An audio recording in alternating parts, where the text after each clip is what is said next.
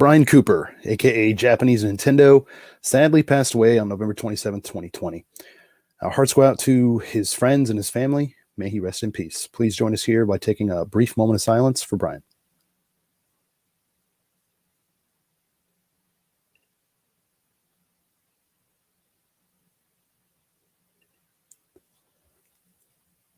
Hello, and welcome to Famicast 189, your Famicast for the first part of January 2021. I'm your host, Danny Bivens, and today I'm joined by Ty Sugar. Yeah, it's me, the Lord of the Boxes. That's right. So unfortunately, James isn't able to be with us today. Hopefully, he'll be able to join us again soon. But in the meantime, me and Ty are going to basically kick 2021 off on the right foot. Maybe. Oh, Christ. Yeah, well, it's been a hell of a year, and it's only mid-January. Right? The world is in our hands. Everyone's lives are in our hands, dude. Oh God, oh fuck. Yeah, there it is. Yeah, so for those of you guys watching this live, hello, welcome. Thanks for stopping by. If you're listening to the audio version, Happy New Year. Hope you guys are going to have a better New Year than maybe what you've already had, depending on, it's not been good so far. But yeah, we're just going to go ahead and kick things off with some new business. And Ty, would you mind kicking things off, man? Okay, well, I've been playing a lot of the usual, entering a lot of Killer Instinct tournaments, playing a lot of Dead by Daylight, getting some hot new updates. Nice. The public beta got updated today. A lot of levels are getting reworked. Okay. Still, like, they're kind of progressively going through all the levels to make them look like they're not from 4 years ago. And they look pretty amazing, actually. Okay, dude. Yeah. I mean, I've told you this, off the show and stuff, but I finally picked up Dead by Daylight on the Switch because it was on sale, even on the Japanese eShop. I played through the tutorial, but I haven't actually gotten to an honest to God match yet. Okay. All right. Well, so I get now, watching some of the stuff and hearing you talk about stuff, it kind of makes a little bit more sense now, starting with the generator and all this type of stuff. So yeah. The basics of the game are not that complicated. Yeah. But the little nitty gritty nuts and bolts interactions can get complicated. Yeah. It was one thing it was talking about even in the tutorial. It's you can, there's the door that you can escape from, and then there's the escape hatch. Yeah. Is that hidden somewhere? Because I sure as hell couldn't find it. Yeah. The hatch only shows up at after a certain amount of progress in the match. Okay. And you still need a key to open it. Okay. Unless you're the last survivor left alive. Gotcha. I remember it was saying that. Yeah, okay. If you're the last guy alive, you can look for the hatch. You still have a little chance to escape. Okay. It's just to make things less hopeless after your puppy dirtbag team gets owned by Bubba. Gotcha. You could be like, fuck this, I'm out. Yeah. Just a quick shout out to the guys in the chat. Chris, James, and Russ all showed up. Hey guys, welcome. Hell yeah. Sorry, Ty. Yeah, keep going, man. I'll try not to interrupt you anymore. No, it's fine. It's fine. I don't want to go on and on about Dead by Daylight as I've done so many times before. But right, this time it was my fault. It was my fault, guys. we're gonna play some matches. I'm actually making some improvements to my setup, so I should get some better audio mixing and stuff going on, so I can play on any console and talk on Discord at the same time. Cool. Do all sorts of crazy shit. Cool. Spam you with a Chuck Norris soundboard or whatever. Nice. We'll see. Nice. Good times. Yeah. I got this new little audio mixer. Should be handy. Nice. Should be a lot of fun. Yeah. Russ Greeno has a shout out for you here in the chat. He says, one for Ty. I installed Injustice 2 from Game Pass the other day. Did the first tutorial against Superman and thought it was crap. So I uninstalled it again. Yeah, I don't think Injustice is a bad game. I think it's a weird game. Okay. It's not for everyone. Oh, okay. Yeah. Fair enough. Yeah. Right. Thank you, Russ. Wow, all zoners. Okay. Cool. So yeah. Anyway, what have you been playing, dude? I finished Watch Dogs Legion. Oh, Pretty okay. good. I haven't done like all the little oddball tutorial or achievements and stuff. There's still some of that, but I finished the story. Um, Overall, I think it's a good game. I don't think it's quite as good and charming as Watch Dogs 2, but it's still good, and it does some things that Watch Dogs 2 doesn't, which is fun. Hmm. Like I've seen some people online bag about like or bag on the fact that like all the characters you play as and recruit, they're all like dynamically generated. Okay. So you know, you don't they say, oh, they're not like so endearing as the amazing characters in Watch Dogs 2. But I don't think that's necessarily true. Like I've grown quite attached to some of the characters I've had in that game for a long time. Mm-hmm. And some of the funny interactions you have through the story. Hmm. But like as you build your hacker gang, Mm-hmm. um they all there's a ton of different voice actors in this game. I don't think I think I have like 30 characters, and I think only like I only have like two pairs of like duplicate voice actor ones. Wow. Oh, Maybe. Yeah, that's there's a lot. okay. And they all chime in randomly during missions and stuff, Mm-hmm. which is kind of a good touch. Hmm. Yeah. And there are some actually good like non-player characters that are around for the whole story and are quite good. Okay. Yeah, like everyone loves Bagley, I Okay. think. Is that like So, Batley from Eureka's Castle? so yeah, Bagley is like an AI that cracks jokes and tells you what to do. Gotcha. Okay. Yeah, it's kind of a nice character. Yeah, I know. Um, Well, I know Lemonade he had or has this game too, and he just right. sounded off in the comments said, "I'll be getting back into Watch Dogs Legion soon. I'm hoping to finish it, but not exactly loving it." Huh. Okay. Oh yeah, yeah. All sorts of authentic British accent there, Nice, Russ. nice, nice. Yeah. Yeah, it's a lot of fun. I wish I had recorded one of the interactions I had in that game. Okay, I'm not gonna spoil it, but Okay. yeah. Overall, I like it. Hmm, cool. Yeah, I like Watch Dogs 2 more, but I still like Watch Dogs Legion. Okay. Yeah, it just man, it seems kind of hard to believe that this is the third Watch Dogs game. It didn't even seem like the first one even came out all that long ago, let alone the second one. It just seemed like that just went by an even more of a blur, really. I don't know. I thought the first one was a long time ago. Like it was on It Xbox 360, and I think it was both 360 and Xbox One, maybe, yeah. Holy crap. PS3 Okay. and PS4. I guess, yeah. The older you get, right? The years just kind of start blending together. Yep. Yep. Hmm. That's one of the things. One of the Watch Dogs characters say, "Yep. Okay. Yep." There it is. Well, my favorite dynamically generated Watch Dogs character is cool. She also beats dudes to death with a wrench. Yeah. Okay. So maybe if I talk a little bit more about Watch Dogs Legion. So the idea with recruiting is all the people you recruit, they have different professions. It's almost like having different classes in an RPG. Okay.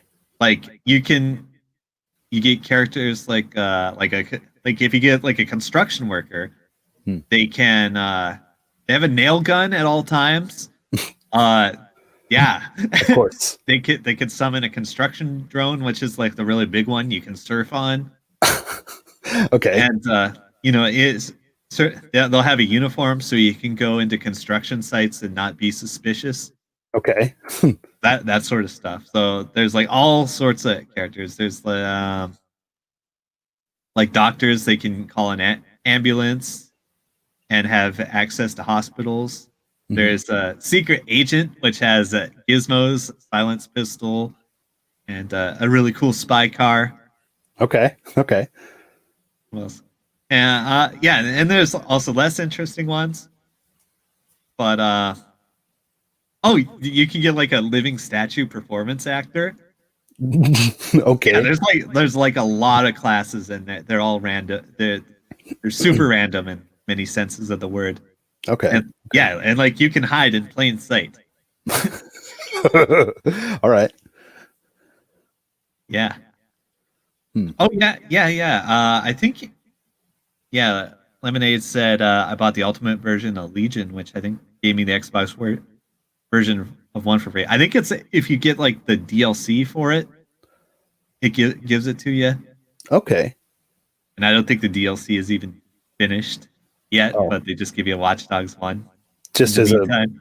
please wait, and we'll give you something eventually type of deal. Yeah, Okay. yeah. Like a lot of people didn't like Watch Dogs one as much, but I liked it a lot. Hmm. Like even though the main character is kind of unlikable, Okay. uh, like I think the nuts and bolts gameplay of Watch Dogs one is really good. Yeah, something about it because I have it on PS4. Something about like the controls for the cars just felt a little off to me. I can't quite put my finger on it. Is it Um, because the camera snaps back to behind the car really fast when you let go of the camera stick? that could be. I mean, it. Then again, I mean, it has been like 5 years or more, I think, since I That's like played. the thing I fucking hate in Okay. Watch Dogs is okay, like okay, so if you're playing third person and you're driving, right? Mhm. You have a view of a car. Like usually what I think most people will naturally do is kind of tilt the camera so that you get a little higher view and you can see farther in front of you. Yeah. And good camera control video games will just like let it stay at the height you choose. Hmm. And Watch Dogs just like fucking snaps back to the car like to like behind the car Yeah. like 2 seconds after you let go of the stick. I hate that shit. Oh, that's kind of annoying. Yeah. Yeah, I know exactly what you mean. I'm just thinking it maybe even not even just Watch Dogs. Some other games I've played have kind of done that too. You're in a car and you're like, okay, I need to do this. I think it was like Assassin's Creed Odyssey, actually, like some of the boat stuff. Like I'm on the boat and Yeah, I the want to be same able to see. company. Yeah. Yeah, like if there's like a basically you can like let your sails out in Odyssey and you're going like faster, but it kind of like the camera gets a little bit too low for my liking. So I try to make it go up, but then it just kind of just snaps back in. Not like super quick, but like quick enough where it's like, okay, that's annoying. Because I'm trying to like look out for like enemy ships and whatever, they're coming towards me and stuff. So Yeah. Okay. So apparently soon they're gonna bring in multiplayer. So, yeah, that's the thing that's missing in Legion that Watch okay. Dogs 1 and 2 had is multiplayer. Oh, and I remember years ago on this very podcast, I talked about how much fun Watch Dogs 1 multiplayer is because you just kind of invade other players and you are invaded. Mm-hmm, mm-hmm. And when you do that, uh, even then you have different objectives. Like you kind of choose which one you want to do. Like you try to hack, like if you invade, you try to hack the other player Hmm. and then hide. Like you have to stay within range of them without getting found. Mm-hmm. And that leads to all sorts of funny interactions.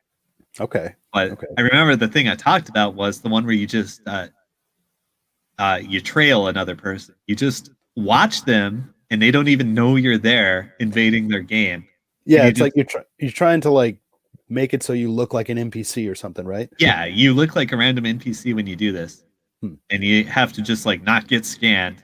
Mm-hmm. And but I just love to be like a voyeur and like watch these dudes play this game, and they would.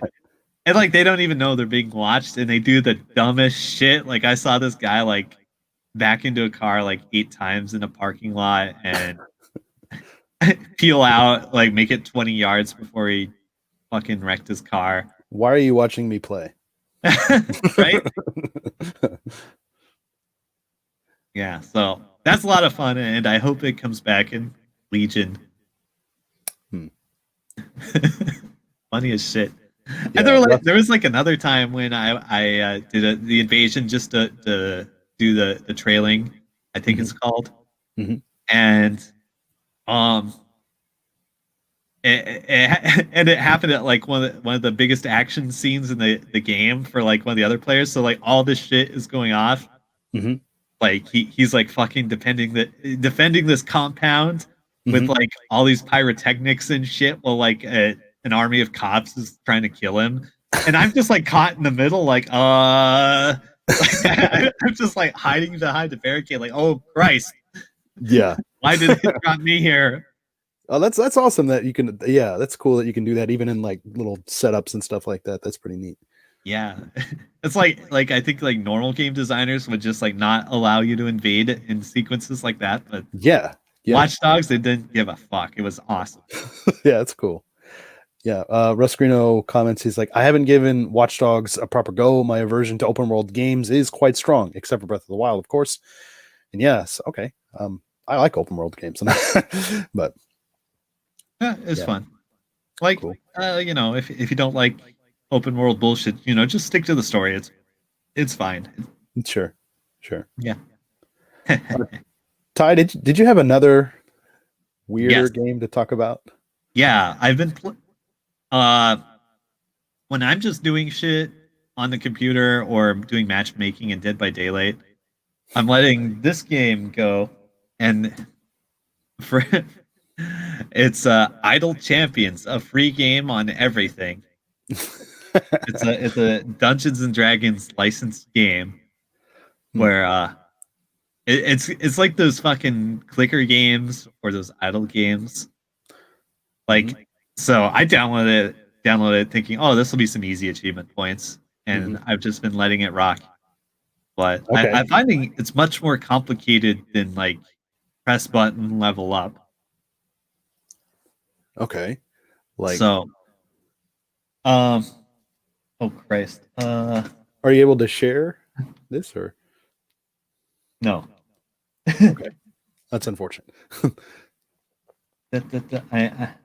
You can kind of see it on the edge of my screen here. So, Yeah. like So, at a like, glance, it yeah, looks I guess like explain like the visual style because, like, I kind of looked up this game a little bit, but I don't know if I found the right one. yeah, like at a glance, it looks like a classic RPG, but it's definitely not. Okay.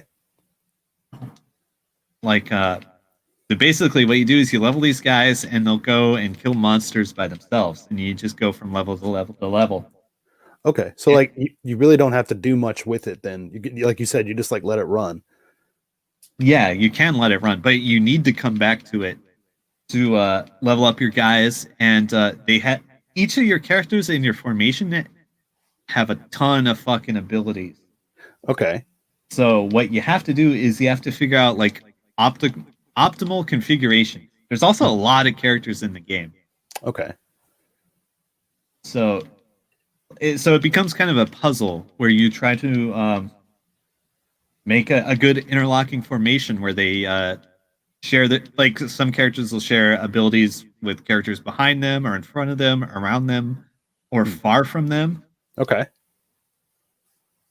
and enemies will always attack from the front. So you want like a tank kind of character in the front, and then after that, you just kind of have to figure out like the best way to optimize your damage and your survivability. Hmm. So yeah, it is like it's almost like kind of setting up like a program or a machine to run by itself, Okay. Okay. as opposed to like God, what was that idle game I played a couple of years ago? It's like Hero Clickers or some shit. And that one is just like you press button level up, but this is Okay. way more complicated. I guess what I was confused about this game was like idols, like Japanese idols. No. No, Okay. it's like sitting there not fucking doing anything idle. That idol. Okay. Okay. Okay. Okay. Gotcha. Because I was thinking like, whoa, is this like an Idol Masters like dungeon No, crawler or something? Like that would Idol have been. Master recently in the news. Yeah, I Uh, think. Yeah. What the hell's going on with that? I thought I remember uh, about that. Elon Musk tweeted an Idol Master meme, Okay. and Japanese Twitter has taken off with it, Hmm. and so have a lot of non-Japanese people on my timeline. Hmm. Hmm. Yeah, interactive screensaver. Yeah, Ruscrino nailed it. Um, Nice. it does have a story. It has like a whole bunch of quests. It has like seasonal quests. and like you try to unlock more characters during the events. Okay. I think the lead artist on this is the Penny Arcade guy. Oh, really? Okay, that's cool. Yeah, that's the thing. Cool. So yeah, it's pretty amusing. Like, okay, so here's how I play it, and it works out perfectly. Like, I'll play Dead by Daylight on PC, you know, and matches in that game take like 15 or 20 minutes. So Mhm. I'll do that. Then I'll start looking for another match. I'll turn over here. Mhm. I'll rearrange my guys, level up, swap whatever I need to do, and then come back to Dead by Daylight Gotcha. or Gotcha. whatever fighting game. It doesn't matter. Yeah, so it's like you got a system set up and everything for this then. Yeah, Cool. yeah. So it's really nice. It's being able to play 2 video games at once. Yeah, cool. Yeah, and you can easily do this with your Nintendo Switch as well. Wow. Like you start up this game, you get going on it, and then you play a video game on a good console, and you're all set. There it is. Yeah, there it is. Okay. All right, You've activated my trap card. if I'm still feeling curious after the show, maybe I'll try to go see Yeah. what this is all about for myself. Yeah, it's kind of amusing. There's actually like quests and dialogue and a story and stuff too, so Okay. that's kind of interesting. Hmm. And guest characters. Oh wow. Okay. It has the guy with the hamster from Baldur's Gate that everyone loves. Okay. Don't know about that for myself, but I'll take your word for it. Yeah, if you played Baldur's Gate, you know who I'm talking about. Yeah, I He's did in this not. game, But many people have. That many people Yeah. aren't me. So right? cool. Yeah, All right, man. so, yeah. If you want to try something kind of unusual, hey, give it a go. All right. Free achievement points for me. Not for me on the Switch. All right. Well, if that's all you got, Ty, I'll go ahead and continue on with the new biz. Yeah, I think so. Okay. Yep. All right. Well, I have a couple of different things to talk about here. One of which I'm not going to talk about for very long because I think there are a lot more qualified people to talk about this. Okay. But I'm right here. yes, Don't worry, I'll bail you out. thank you. Well, I don't know if you know too much about like, oh, God damn it, about Monster Hunter? Yeah, the old Monster Hunter, the new Monster Hunter. Never played it. Okay. Well, this obviously Monster Hunter Rise. It's a new Monster Hunter game made from the ground up on the Switch, coming out in March. There's a free demo out that's out right now that you guys can try out. I know some of you guys out there have. I made like a video, basically coming at it from like the perspective of like, hey, I suck at Monster Hunter. Is this gonna like make me want to play more or even buy this game? Like one of those type of things. And so they do add a couple of different elements here that weren't in previous Monster Hunter games. But like Ty, like you said, you've never played a Monster Hunter game at all? Me? Yeah, never. Okay. I played Marvel vs. Capcom Infinite, and that has Monster Hunter as a character.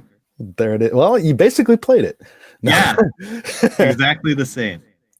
Yeah. So yeah, I'm not like a super hardcore Monster Hunter guy, but I played a lot of the Monster Hunter games that have come out, except for like the Monster Hunter World on like PlayStation and Xbox and stuff like that.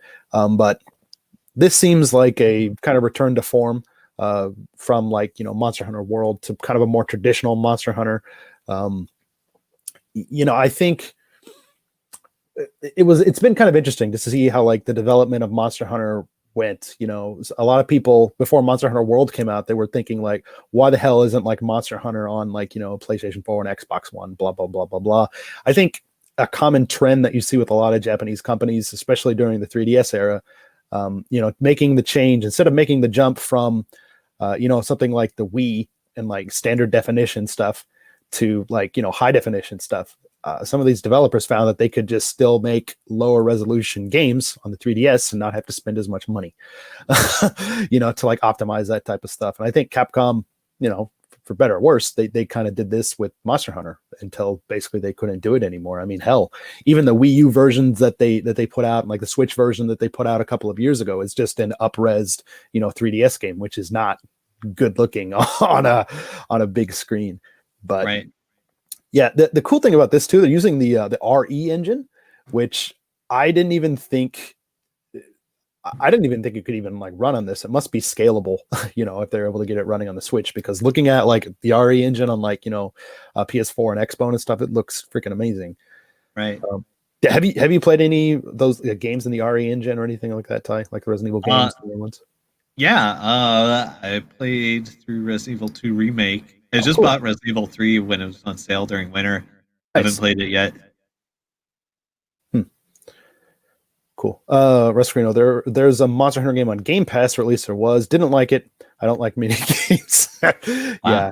And I know, like I said, I know World's a little bit different, for better or worse. But this, like I said, this is pretty traditional. There are a couple of different things that you can do. Like now there's this thing called the, oh my God, I'm blanking on the name, but it's basically a thing that makes it so you can basically kind of zip line to a lot of different places, even during combat. So you can kind of be a little bit more vertical with your attacks and stuff, which is pretty cool, because previously you couldn't really do that very much unless you're like jumping off of a hill onto like a monster's head or something. Right. But yeah, this kind of changes up the gameplay in that way. And another thing that you can do here too, you can also mount monsters and like use them to tear up other monsters or kind of like beat themselves up and stuff too. Cool. So it can be easier to like take them down. So that was kind of neat. And you could see this like in the demo and stuff as well, which is pretty cool. One thing that's not really that great about this demo is that it's kind of like the 3DS era, Wii U era demos where there's a limited amount of times that you can play, like that type of stuff, which is kind of silly, I think. All right. I think one of the key points of this game from someone who has never played it is you get a cat sidekick and you dress him up in funny clothes. Yeah. That's the thing. Yeah, that's the thing. And like this time too, there's a dog that you get to that you can basically ride. Nice.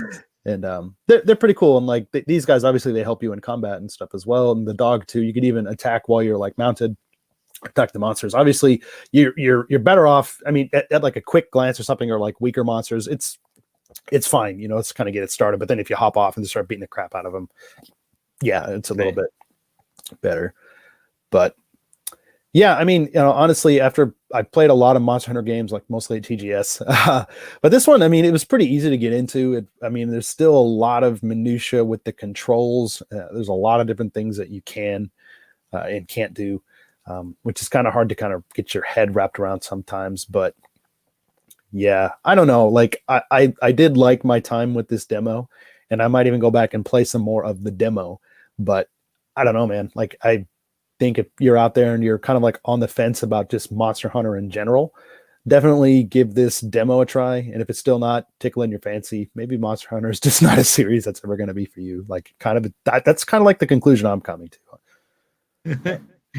Yeah, it seems like a game you'd want to play with friends. Yeah, and then that's the thing too, because in the demo, what's cool, I mean, yeah, you can play by yourself, which I did. That's just how I did it. But yeah, playing with friends is definitely the way to go, and you can do that in the demo online even, or locally. This demo is only available for a limited time too. I think until February 1st, and you can do the online stuff basically up until that point, and then after February 1st, if you have some plays still left in your demo, you can play locally, like single player or like local co-op. But yeah, after that, it's done.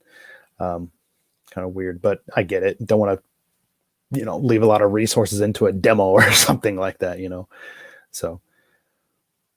But anyways, I think that's all I'm going to talk about for Monster Hunter. I have another game that I've been playing that I don't think a lot of people even know anything about. Let's go. Yeah, and Ty, I'll be surprised. Well, you might have seen it in the agenda already, but this is a game that came out on like Christmas Eve or something, like the 23rd or something like that. And this is a game called Drunken Fist. Cool. So if you're watching the video version, I'm going to throw up some screenshots here so you can get a look at the visuals of the game. So it's a game that's made in Unity. It's not like very expensive either, maybe like $6 or something like that, $7. Right. But it's a like physics-based drunkard simulation. We are going around just like beating people up, drinking, eating hamburgers from like behind dumpsters. All right. Is this going to be like Gang Beasts? I don't know what that is. Okay, let's go. Okay. Well, I guess you could tell me.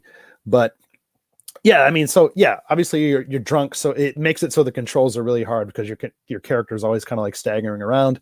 Um, and then you can punch, you can kick, and then if you hold like R or L and use the face buttons, you can do additional moves with that. If you hold like the other triggers, you can do even like more powerful moves sometimes. Um, I did notice that in kind of like a weird thing, there is no well, there seems like there's like a cooldown between some of the attacks, but like it's not. It doesn't seem very consistent, to be honest with you. Like there are some attacks that you can use that'll just take out people in like one hit, like a sweeping kick, or like you have this like kind of like this jump kick that you can do and like kick people in the head. Yeah, And this still sounds a lot like Gang Beasts. okay, but yeah, it's kind of weird. Yeah, in that sense, because like I'm like madly like pressing the buttons, just jamming on these buttons, and like sometimes it just doesn't do anything. So Right. that's kind of weird. But I could say maybe the excuse for that is the game isn't broken. It's trying to simulate you actually being drunk and not knowing what you're doing. I don't know. But yeah, anyways, mhm. Oh no, go for it. Okay. Like I really like the visual style here too. If you're looking at the screenshots, you can see it really simple polygonal graphics. But the lighting here is actually really good, believe it or not, and it's kind of weird. Um, and yeah, you're basically just going around this city, just beating up dudes and trying to run away from the cops. Because basically, if a cop like touches you, that mission ends. Um, and yeah, list like James Allen says, is this the official title? Drunken Fist: The Adventures of Daniel Bivens? Yes. Oh. Yeah, I think with me though, instead of like punching people, I'll probably just go up and give you a hug and like never not leave you alone if it was like the real Daniel Bivens simulator. I'm looking at a video, and you can. Oh, I guess you have to pee everywhere in this game. Yes. So there are gauges that you have to watch while you're kind of roaming around the city. You have to make sure that you have enough booze in your system. Um, Right. the hamburgers can replenish your health if your hearts are getting low. And then yeah, there's a pee meter. You have to literally think about like how often you pee, which is kind of funny. And I guess you can get more points if you pee directly on your enemies too. Nice. Yeah, This game seems pretty good to me. it's cool. And I mean, if this is like a a full price game and it was kind of like janky like this, then yeah, I'd say absolutely avoid this. But like, yeah, you're basically just a homeless dude going around fighting hipsters, punks, and businessmen, and running from the cops, and just drinking in the streets and peeing all over things. I mean, like, Wow, in it's the game too? in the game too. Yeah. Yeah. So yeah, I mean, you guys should check it out. I have a video review ready that I'm going to be posting a little bit later this week. So you can look forward to that on our YouTube. If you're not checking us out there, you definitely should. But yeah, this has been on Steam for a while, Ty. It might even be on sale now too, so Nice. it might be something that you could just try out. I'd be interested to see like how or what you would think about this and how good you'd be, because there's not very many stages, honestly. There's only like 7 stages to go through, and they get progressively harder. You have to take out X amount of guys, blah blah blah, stuff like that. Yeah. Yeah, it looks like is it the kind of game where you have some like fun asshole physics where you kind of, I don't know, push people over garbage cans or something? Sometimes like you'll get caught on something in the environment, and then like the arm just gets like really stretched out, like stuff like that. It doesn't really affect the gameplay very much, but Sounds pretty funny.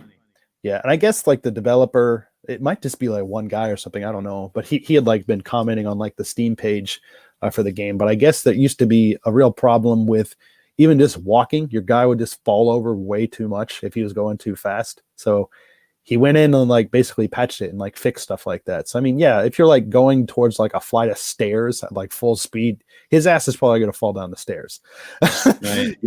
But yeah, it's a fun, neat little game, and yeah, check out my review at least, or take the plunge like I did. Yeah, this looks a lot like my hometown. Yeah. Well, Cool. could be. Cool. Well, I think that is going to do it for new business. So Right. we're going to go ahead and move on. And I like how I said new business on the bottom of the banner here, new business tie for the whole time. Great. Right. Yeah. And next, we're going to go ahead and move on to now playing at Famicast.com. It's okay. I'm the headliner. There it is. All right. Cool. Well, now playing at Famicast.com, lots of stuff going on our website, lots of stuff going on our YouTube. So hope you guys are checking that stuff out. So, Ty, would you mind talking about the first bit of stuff here? A couple of different things. All right. So now playing at the famicast.edu. Yes. Games That Made Us Volume 11, which is my third one. Mm-hmm. And it is so good. Yeah. Let me give you a teaser. Let's see. There's a video game that has Mark Hamill, Michael Dorn, who am I forgetting? Winnie the Pooh. Yes. Yes. And what's his name? He says space. Tim Curry.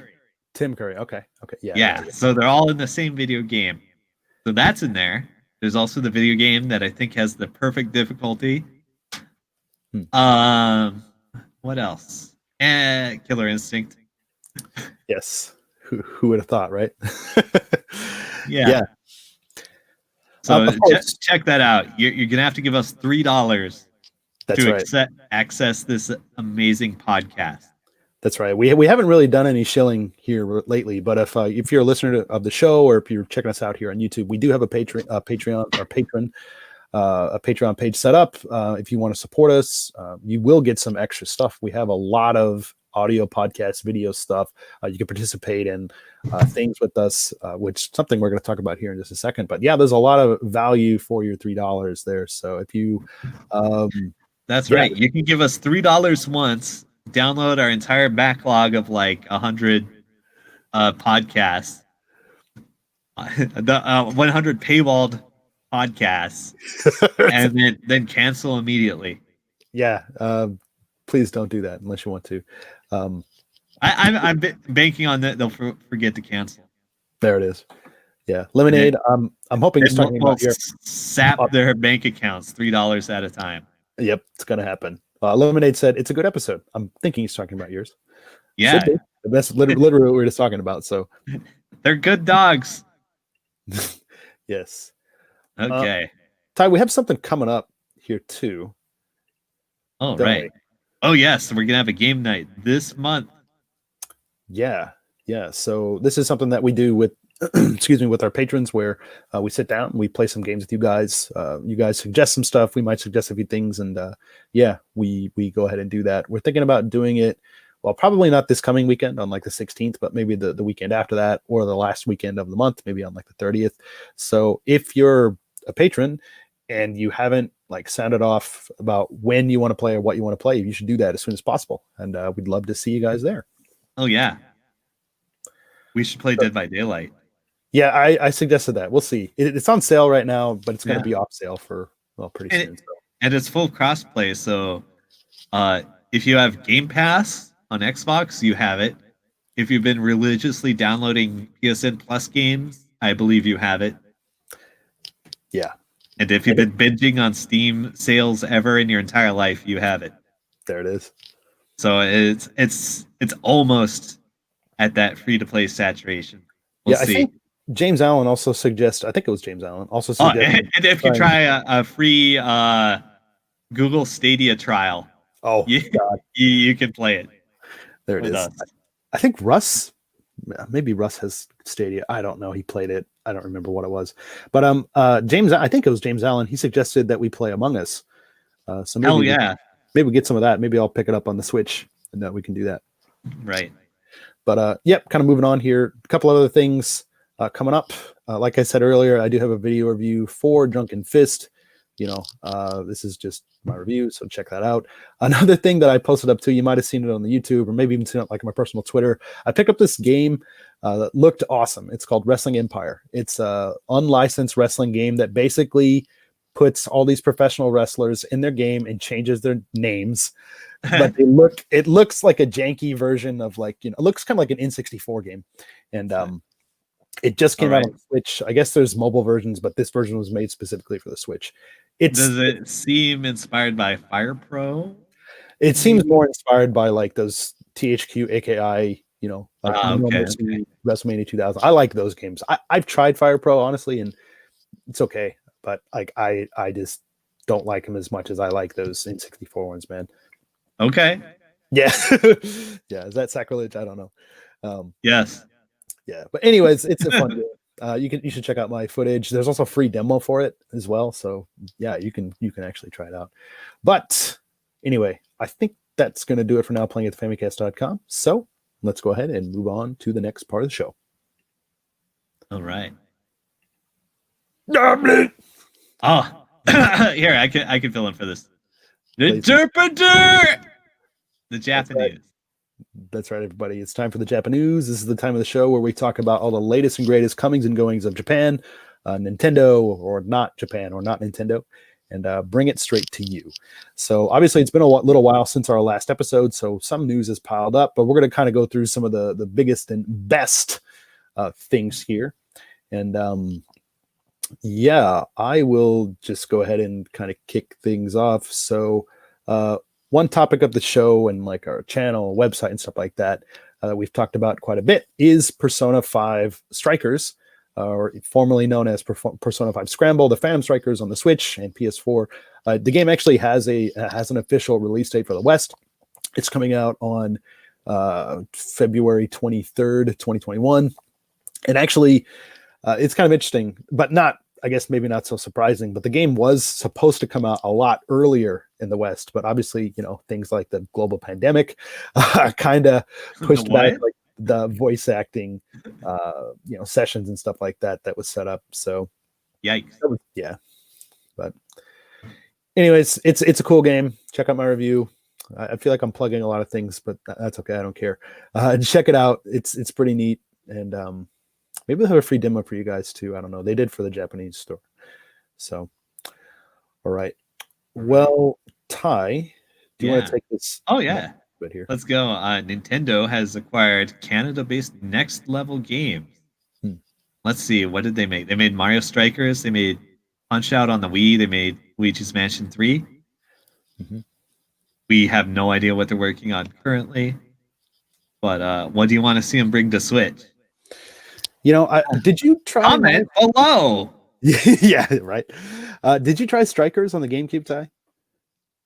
Gosh, I think I played it at E3, but I never bought it. It seems like a Ty played at E3 kind of game. Yeah. Yeah, because it came out on GameCube. Yeah. I think I played every GameCube game at E3. Yeah. That was a pretty late game too, like maybe 05, I think. It was pretty late. And I picked it up late too, maybe like it was either 05 or 06 before the Wii came out. I had a lot of fun with it. Really great game.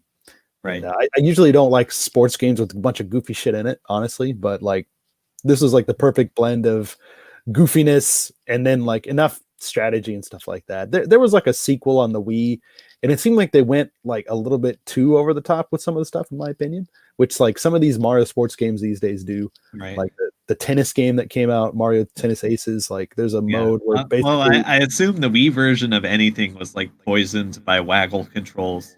Yeah, you had that, and like... Yikes. Yeah, it was meh. It wasn't really a big fan.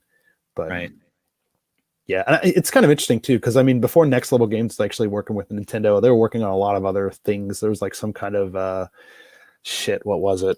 Like some kind of a Captain America game or something on the 360 that they did. I don't know. Like I was reading about a bunch of different things. Like how these companies do. They don't just typically start out by making games for Nintendo, right? They have to have some kind of pedigree, even if it's just like shoveling shit and putting it on a DS or whatever. Right. So. Yep. Yeah. And actually, Russ Greeno has a comment here too. I think Mario Strikers on Wii was the first online game I played before Mario Kart came out. Wow. Okay. Wow. Yeah. Well, another kind of like a big deal here in Japan is yeah. Ty, you probably know about this series a bit, huh? Yeah. At Momotaro Dentetsu, one of my students was playing it. Oh, really? Cool. Yeah, he says his whole family plays it. Nice. Nice. Yeah. Yeah, my niece actually picked this game up. She picked up a Switch, and then she picked. Well, first she picked up a Switch and she picked up Animal Crossing because, of course. Um, but then she was kind of like asking like about some other games that might be good or something like that. So I told her like, well, this is something that you might want to look into. But I did kind of tell her at one point. I was like, hey, you should jokingly. I was like, hey, you should try Doom 2016 on the Switch, and she did. She tried it, but Yeah. yeah, she's not really like a dual shock, or I'm sorry, like a dual stick kind of gamer. Like she Right. had like a 3DS, and I don't think she ever played anything with like dual stick controls before, so she had a hell of a time with that. Even when I turned on like the gyro stuff, it was still like way too tough. But yeah, anyway, so she picked this up. I haven't got to play it yet myself though. All right. The recap: Momotaro Dentetsu is some like train-based board game where you cruise around Japan, and apparently you learn a lot of facts about prefectures, and it's the most Japanese thing ever.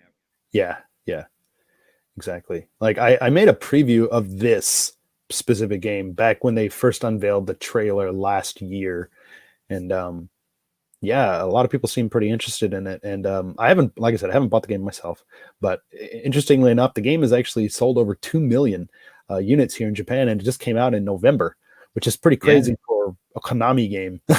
Yeah. Well, besides like winning 11 or whatever. Yeah, but like, yeah, even like those things, like their sports stuff, like it seems like they're getting more traction, or like more traction on like mobile and stuff like that. That's a pretty huge number for a game that's only in Japan, period. Yeah, exactly. And it's kind of, I know like for you guys that don't live in Japan, it's you think 2 million, that's like nothing. These AAA games that come out. That's nothing worldwide. No, Yeah, I mean it's okay worldwide depending on your budget. exactly. But if you're like these big AAA studios like Konami used to be, like Right. 2 million is just a drop in the bucket. You might not even like probably breaking even there or something. But Well, I don't imagine it's like the biggest budget game in the world. yeah, I don't think so either. So it's probably pretty good. Yeah, yeah. So we had some comments on like the video too that I put up, and people were saying like, "What do you think the chances of this coming over to the West?" And actually, Ty, what do you think about that, man? Do you think Big zero. Yeah, I don't know though, man. Like, okay, I'm leaning towards a hard no, but at the same time, like some series that have hardly ever gotten releases in the West, like Taiko Drum Master and stuff like that. Yeah. There's Switch Well, versions you of don't it. need to fucking understand Japanese geography to play fucking Taiko no Tatsujin. You just have to hit the drum. I stand corrected. Okay.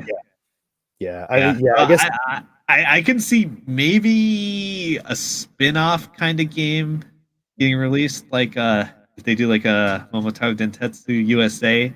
In fact, didn't they fucking make one of those? Because isn't there a whole bunch of Momotaro Dentetsu games? there are a lot. It started out. Yeah. I can't help but think there's like a Momotaro Dentetsu USA where you learn about the USA in Japanese. I wouldn't be I'm surprised. gonna Google this right now. Yeah, I do know that they're like on the TurboGrafx 16 or the PC Engine Mini or whatever that just came out late last year or earlier last year. And that's right. I knew I fucking saw this game. There's a Momotaro Dentetsu USA on PlayStation 2. Wow. I've seen this in shops, so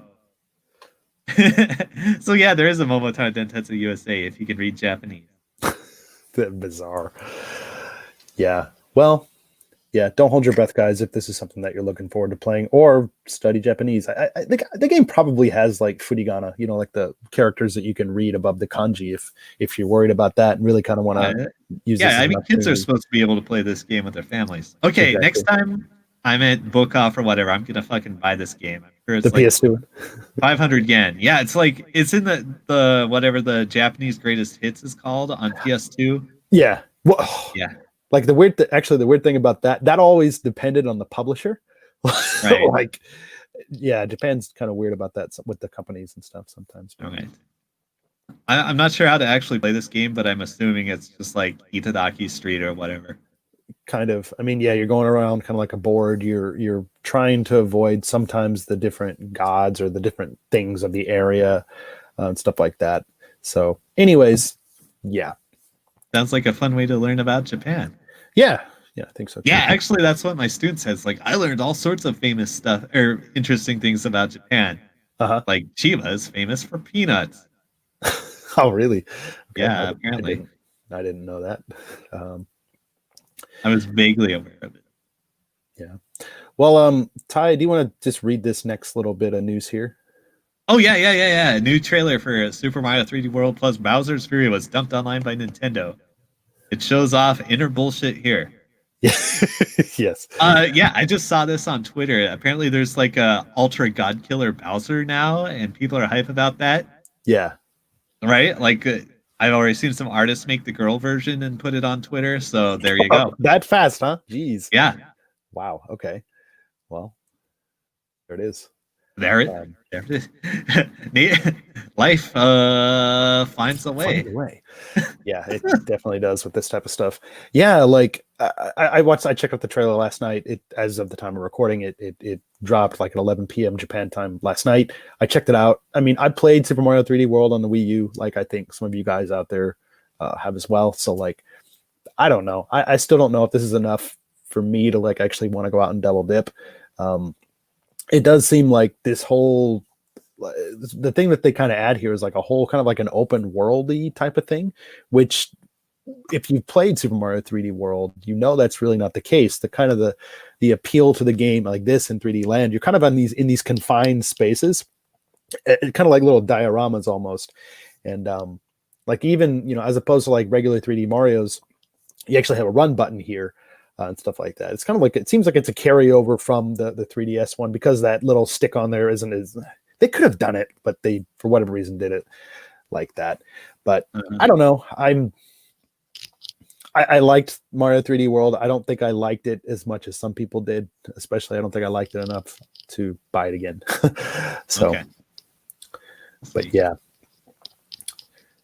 Our next bit of news here is probably the most important thing we have. Here completely. So I'm going to go ahead and throw up some pictures of it right now on the video feed. If you follow us on Twitter, you might have already seen this last night, but if not, here we go. So delicious. Yes. Nintendo is teaming up with 7-Eleven, as they have been known to do in the past, to offer a bunch of different, like, a food item, and then a bunch of other like different things that you can get via like this lottery system. Basically, with this lottery system of stuff, you throw down like 650 yen, and you can get, you know, basically there's like different tiers of prizes that you can get.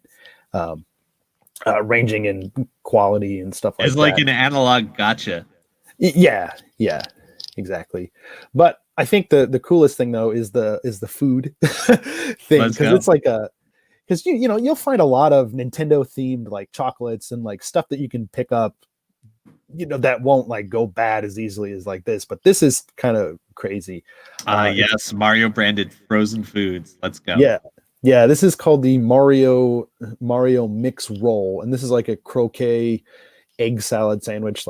I didn't know what the hell like this croquet thing was until I came to Japan, but it's kind of like fried mashed potatoes.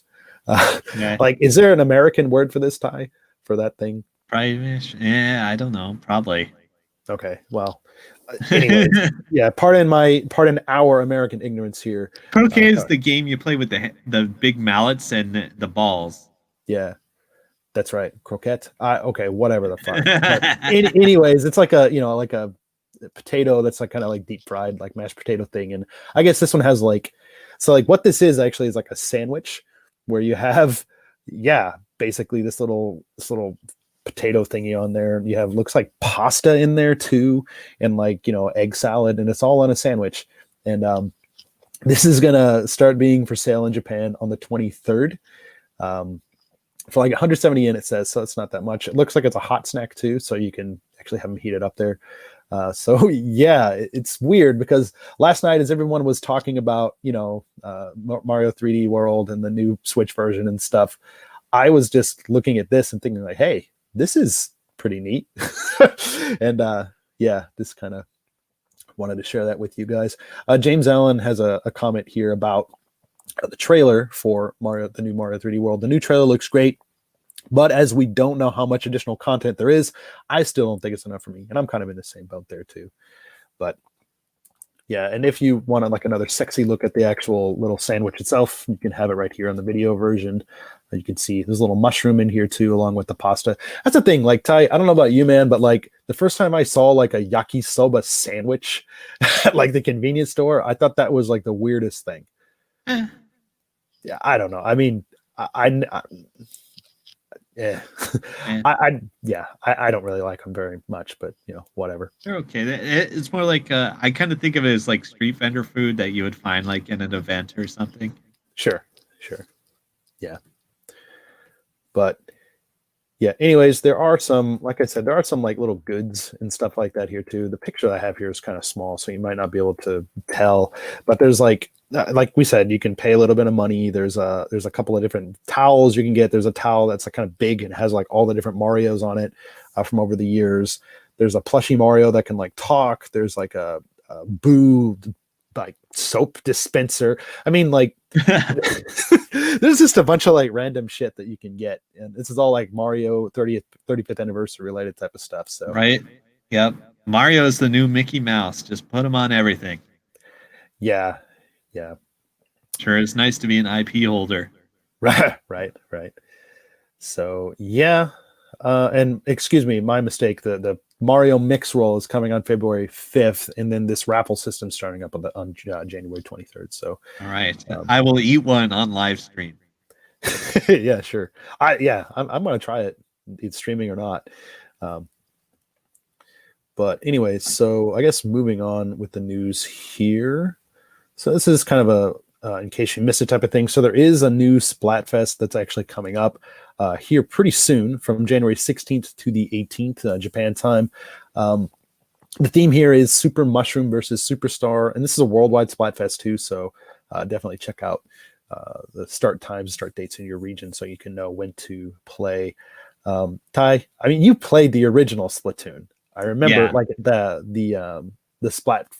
Geez, what the heck was that called? The beta, basically. The public stress test or whatever they called it. Yeah. Like just trying to remember. Did you actually dig it, or did you think it was jank, or what? I thought it was okay, but I didn't feel particularly compelled to buy it. Okay.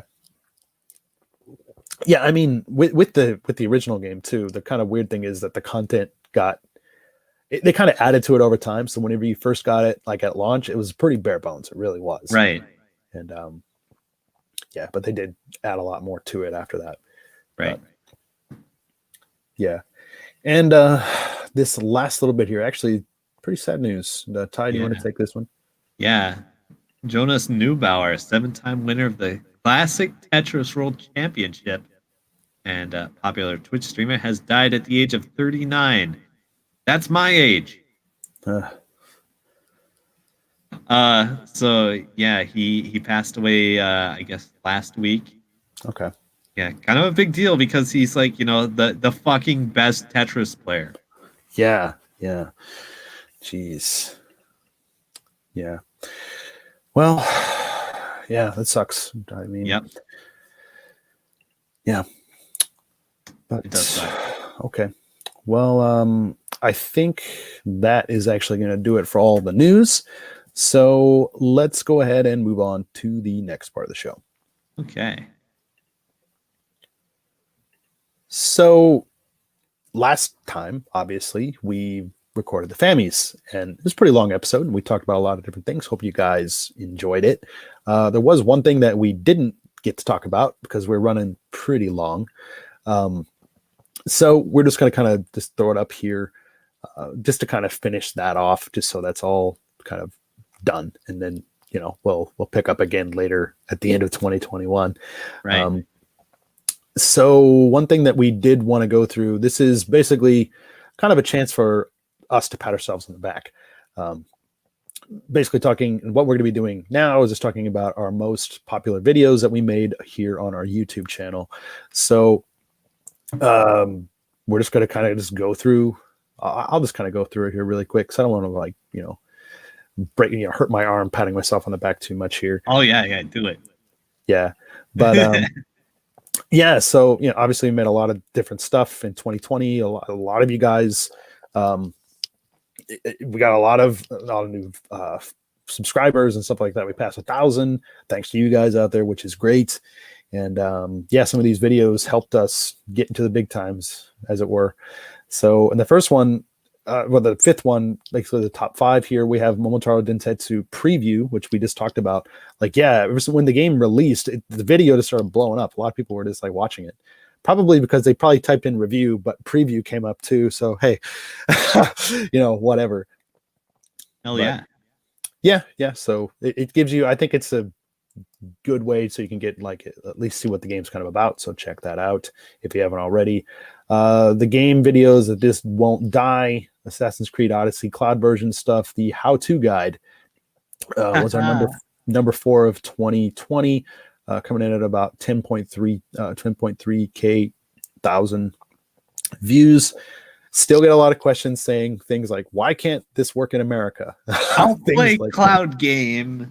Yeah. Well, it might sadden you to know that my cloud subscription or purchase or whatever you want to call it, it lapsed, and I wasn't willing to pay the 9,000 yen to redo it. You should buy your own cloud server and pirate it. Maybe that's the next step. I don't know what would be more expensive though, buying my own cloud server or buying the game again. Yeah. And then just right immediately after that is our review for Assassin's Creed Odyssey cloud version, right at 11.2k views. A lot of people still watching that. Then yeah, one of our most popular videos, number 2 of the year, is one of my most played games. I'm embarrassed to say, but it's our review for RBI Baseball 20. That review is hit about 11.4k in 2020 alone. So a lot of people watch that. Some people might have just thought, because at one point I posted a shitload of baseball videos, and some people thought like, oh my god, the Famicast is all about Major League Baseball. No, just for like, because I just wanted to record stuff. But anyways, yeah, that was pretty popular. But our number 1 video of 2020 in terms of views is Persona 5 Strikers, the review from me. And that had about 19,300 views. So yeah, it was a pretty big deal. Good work, Danny. Cool. Yeah. Woo. Yeah, baby. Yeah. So yeah, keep checking out our videos. I'm trying to like get stuff out as all the time. So check it out. Yeah. All right. Well, Ty. It's time. We have something special today, and Ty, I'm going to let you just kind of take over here for a segment. All right. So, recently, there's been some sad news, and that's that Nintendo will no longer be allowed games to be priced under $2 on the eShop. Yeah. So much like certain beloved people in the Nintendo community, that is also passing away this year. Apparently, our garbage bag of goodness. Yeah. Yeah. So, as an interim garbage feature, I'm going to show you what I got delivered this week from the UFO Catcher site. Okay, this one's from Sega Catcher Online. And we are not sponsored by Sega Catcher Online in any way. This is just right. Don't give them money under any circumstance. Just send it right to us. Get it? Just raise your patron level. Maybe I should give some more of these away. Hey, just give away a random box. Yeah. So yeah, actually, recently, I've had really good luck winning prizes. Yeah. Like I'm actually trying to reduce how much like I pay into the sites, but Sega Catcher still gives you 1 free play every day, and I've won a couple things on my free plays recently. Oh, dude, awesome! And the other site, Toriba, gives you like 5 or so free plays, maybe depending on your account status. Okay. So I've been winning stuff off of there too. Nice. So like I still have like 3 more things coming in the mail just this week. Wow. Yeah. The guy. I think me and the delivery guy are getting pretty familiar with each other. I know the So feeling. I don't even remember what I won. So this is gonna be a surprise for me too. Cool. I think it's probably like a minifigure from some fucking idol anime. I don't know. I just want it because it was easy to get. Yeah. Well, as Ty's Yeah. opening up the box, we do have a comment from James Allen. Unboxing, hell yeah! I thought Ty was joking on Discord the other day. No, no, dude. Like, I'll post some of my replays. Like, Toriba saves your replays. Yeah, I remember seeing that. Like, I thought that was like the coolest thing because you just think that they don't have to do that, and just to have that available, like Yeah, that's even better than actually going. you know? yeah. Like, you don't have to like fucking get up. You don't have to take a train. Yeah. And it's part of their marketing scheme too. They want you to like tweet your fucking glorious victories. Sure. Yeah, and that's To make that's the site genius. seem easier than it is. Yeah, And that's genius too. yeah, Toriba is actually kind of hard Hmm. mode compared to Sega Catcher. Oh Christ! Okay, I'm opening it up. Here we go. We got my packing slip. Got a bunch of paper. All right, here we go. We have a Love Live minifigure. Okay. Just like I said. Okay. Christ, this is a lot of packaging. Welcome to Japan. Yes. Okay, this is a Nozomi minifigure from Love Live. Okay. I have never seen Love Live. This figure could be yours if you... Yeah. Yeah, I remember winning this though. It was on Sega Catcher. They called it the glitter machines. It's the ones where there's like a whole bunch of like badges, and they're like affixed to like these plastic rings, and you try to just like get like any of them to fall over the front. And like if you have the accuracy of a USMC sniper like I do, you can actually just grab one and lift it straight up, which is what I did. Wow. Yeah, I did it like twice in 2 days. It was pretty good. Damn. Yeah, I wonder if because we're doing this, maybe we will get a sponsorship from Sega or the other guys. Who knows? We'll see. Ty, if I hear anything via email or whatever, I'll send. Yeah, I remember like a year or two ago they were partnering with streamers, and you could like get like this random streamer merchandise. Okay. Yeah.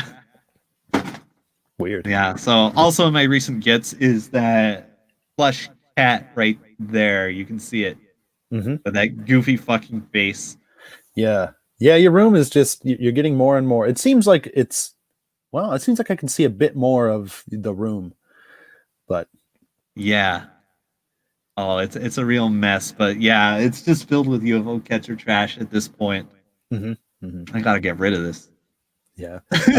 Hi, Tani says, hey, when I was in Japan in 2019, I found out I have a natural talent for UFO catchers. Too bad those websites are region restricted. Are you kidding me? Well, yes and no. They kind of became restricted during the pandemic. I guess maybe for shipping, that would be kind of a pain in the ass, or just not possible in some cases. Right. Like I remember Toribob was big on shipping to the US until the pandemic. Yeah, because like right now there are some issues with shipping stuff out from Japan, especially to the United States, and now obviously with whatever number wave you want to say that's going on right now, it's a little bit tough. Right. Yeah, man. I probably have some random other stuff I won just lying around. Like I got this Darkness figure a couple weeks ago.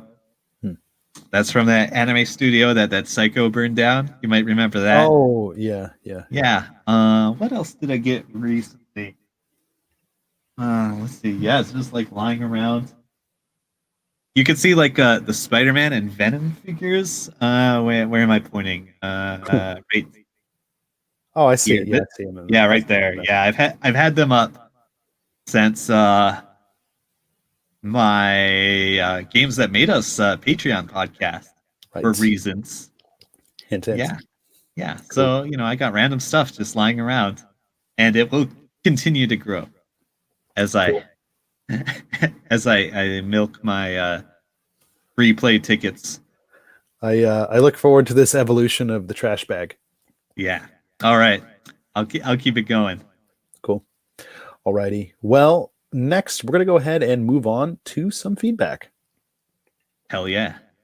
So if you guys have any questions or comments or anything like that, feel free to get a hold of us. You can contact us via email at thefamicast@gmail.com. You can hit us up on Twitter at thefamicast. If you're not on YouTube right now, go to youtube.com/thefamicast. You can hit us up there, comment directly on our videos, and yeah, get your stuff read out on the air like these guys. So we do have, I picked out a couple of comments from YouTube here.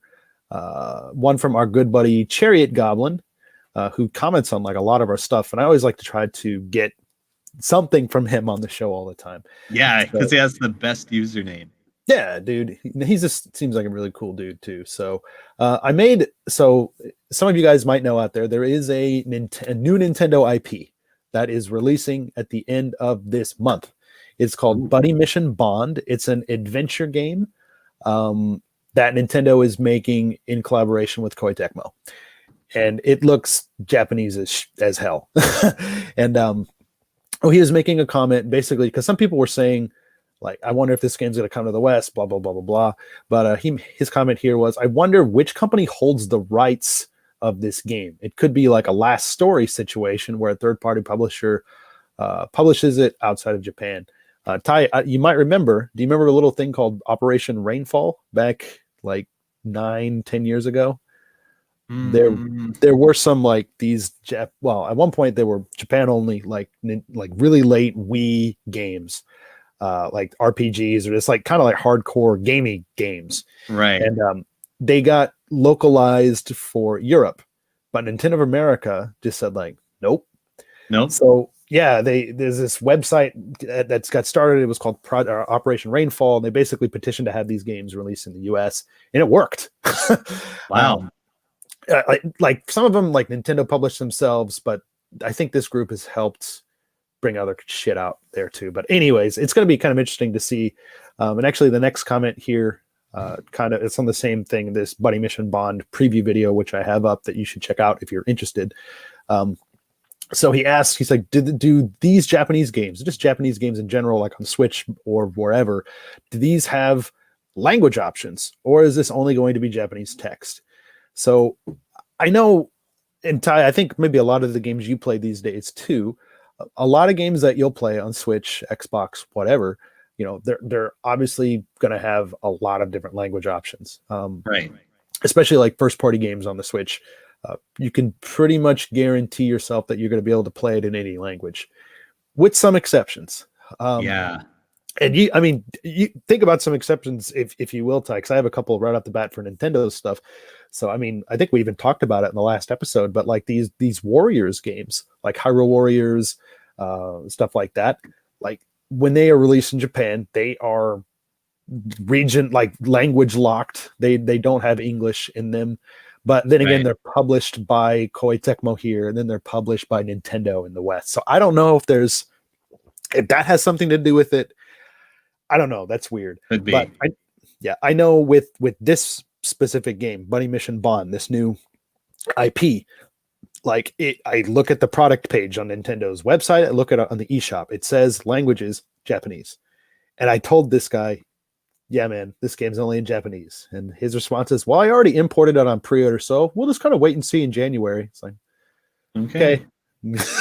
Good luck, because it's English is not going to be there. So just, yeah, if you're buying a Japanese game, beware. And Ty, what are some examples that you could think of for this type of stuff, man? Let me see.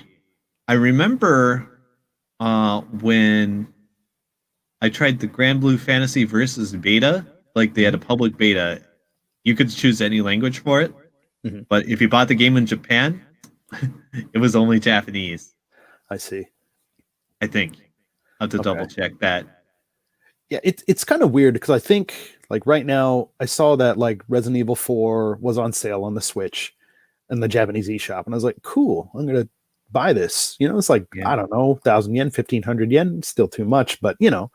and I was going to get it, but then I noticed that the language options were only Japanese. And I was like, I mean, having lived through a console generation, almost like two, with the 3DS, part of the Wii, and then like the Wii U exclusively having a Japanese system. I mean, whatever, I'll get used to it and just try to learn.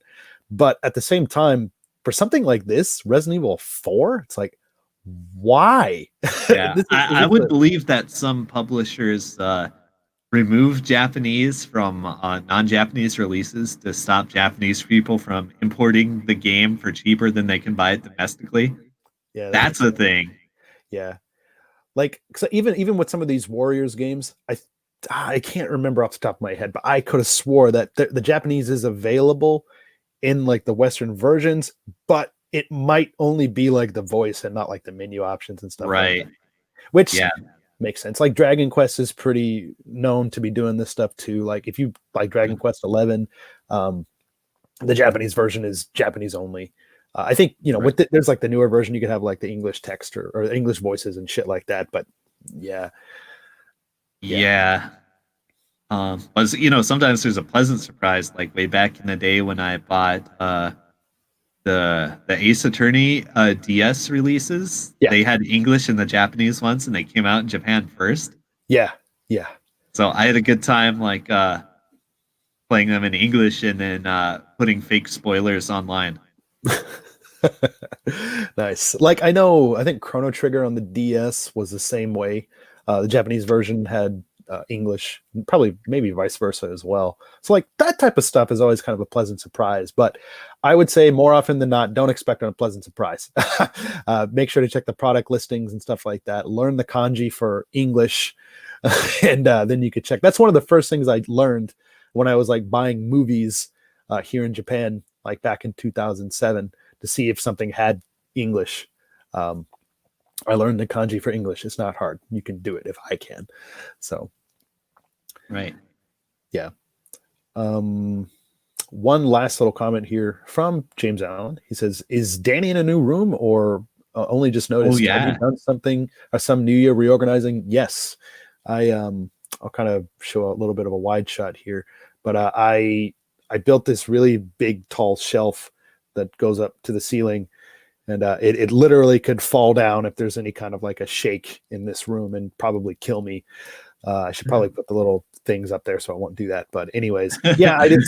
A Yeah, special treat for our live viewers. watch me die. Oh God, I hope not. But yeah, I was just trying to look for a way to like put all my N64 stuff, and I have like some GameCube games back somewhere too. Yeah, like over here and stuff. But yeah, I realize I have a lot of boxed N64 stuff, and they take up a lot of room, especially when you have like the plastic protective cases around them. But Yeah, sure enough. yeah, cool. Well, and then yeah, he's like James Allen. Yeah, you guys get a lot of earthquakes in Japan. Yes, Yes, kind of a well-known thing. yes, exactly. All right. Well, that is going to do it for the feedback.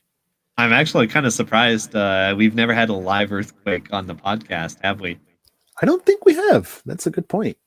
Yeah. Well, sooner or later. Yeah, we've had a live cockroach on the show. Well, in my room in my old apartment, I had to get up during a recording and kill it. Wow, This yeah. is back in the audio only days. Yeah, a lot of little mishaps, but yeah, nothing like that, thank God. But Right. yeah, anyway, well, that is actually going to do it for this episode, Famicast 189. We're going to go ahead and give our Twitter handles and then go ahead and get out of here.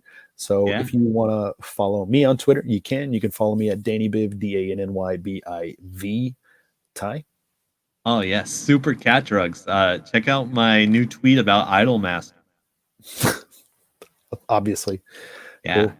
And yeah, if you guys want to follow JC, you can hit him up at Famicomplicated. And yeah, like I said, James has got some stuff going on, so hopefully he can be back here pretty soon. But all right. Well, Ty, as always, thanks for joining me, man. My pleasure. Lots of fun stuff coming up this year, guys. for the show. So I hope you guys are looking forward. Yeah, to let's see if I can get one of the newly announced Killer Instinct 1-Up cabinets and get it shipped to Japan. Oh, 1-Up. Oh my god. Yeah, I have you seen those? I haven't, but I've seen a lot of different 1-Up cabinets. They're so They've freaking just cool. announced like a whole bunch of really hype ones. They got Killer Instinct, they got X-Men. Man. Uh, I know they have like an NBA Jam one that looked really cool with online play and stuff too. It's like, holy crap. Okay. Yeah, but there's like no room in my house for this stuff. My wife would probably kill me. I told Ty this, but my wife and I, we just got a cat. Brought him in from outside, and he's Oh my god, put him on the stream. wow, he's downstairs. And I don't know if I want to have him up in this room, to be honest with you. All right. Yeah. Anyways, yeah, it's been fun. It's been a learning experience. I've never owned a cat in my life. So put him on Twitter. Yeah, I think I have, but okay. Anyways, thank you, James Allen, for that last little comment there. Great show, guys. Good to have you back. Good to be back. Hope to see you guys again really soon. Next show should be in 2 weeks from today, so look forward to that. Again, Ty, thanks for joining me, man. All you guys out there watching and listening, thank you guys for that, and we will catch you next time. Peace.